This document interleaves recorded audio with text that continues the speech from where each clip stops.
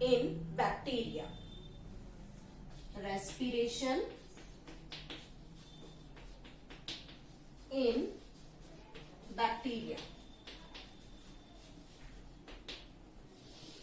As we talk about the respiration, then we consider two different types of respiration. One is aerobic respiration and the second is anaerobic respiration.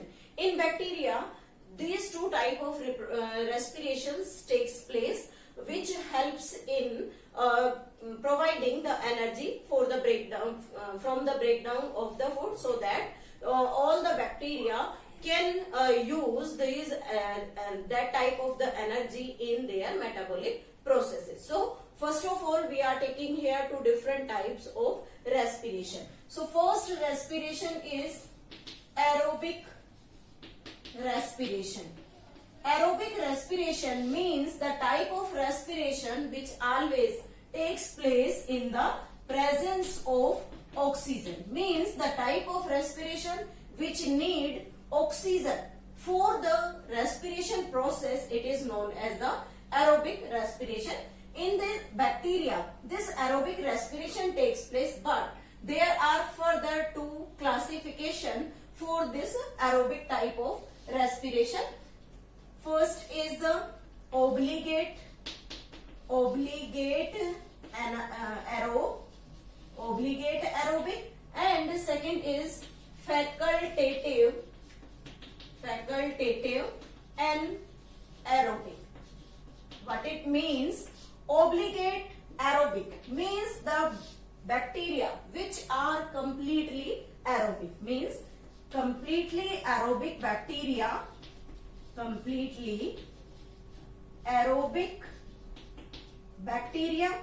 and if the oxygen is not supplied to them, means in the absence of oxygen they will die. In the absence of oxygen they will die.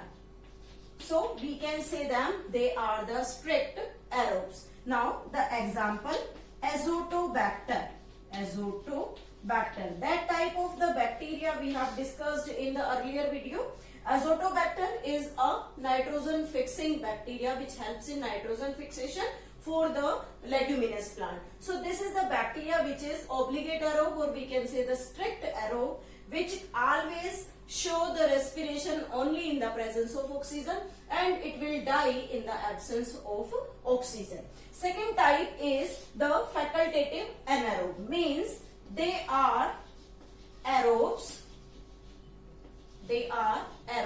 means generally they are aerobe. They can respire with the help of oxygen, but if the oxygen is not available, then they can survive in the absence of oxygen. If oxygen not available, then they can survive as usual. In the absence of oxygen. What are the example for it? That is Clostridium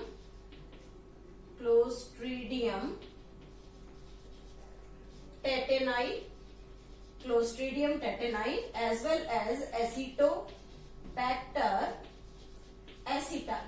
These are few examples of the facultative anaerobe. Now the second classification for it is anaerobic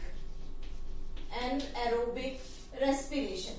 As we all know about this anaerobic respiration, the type of respiration which always takes place in the absence of oxygen.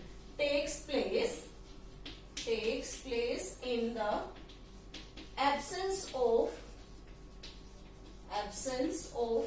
oxygen. Again, we can classify this anaerobic respiration into two parts. First is obligate anaerobes or anaerobic respiration, and second is facultative aerobic respiration. This anaerobic respiration is further classified into two categories. Obligate anaerobic means they are strict anaerobic. Strict anaerobic means they always respire anaerobically without oxygen. For example, Clostridium botulinum. Clostridium botulinum means which is strict anaerobe, always survive or always respire in the absence of oxygen. But when we take the facultative aerobic means they are anaerobic. Anaerobic means they can survive in the absence of oxygen, but when the oxygen is not available, then they can also survive in the presence of oxygen. If oxygen not available, then they show anaerobic respiration, but they also respire in the presence of oxygen. Means oxygen की presence में भी respire कर सकते हैं और oxygen की absence में भी रेस्पायर कर सकते हैं. तो जनरल जो इनका रेस्पिरेशन होगा वो हमेशा एनारोबिक टाइप का होगा, इसलिए इसे हम एनारोबिक रेस्पिरेशन के अंडर लिखते हैं. और दूसरा, जब ये एनारोबिक होते हुए भी जब एरोबिक रेस्पिरेशन ऑक्सीजन की प्रेजेंस में शो करते हैं, then we can write them as the facultative aerobic. For example, fermentation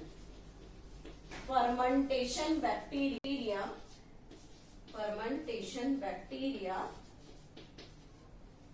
accept acetobacter acetyl. So this is all about the different types of respiration in bacteria. First, we have studied about the aerobic respiration, under which two categories are there: obligate aerobic as well as facultative anaerobic.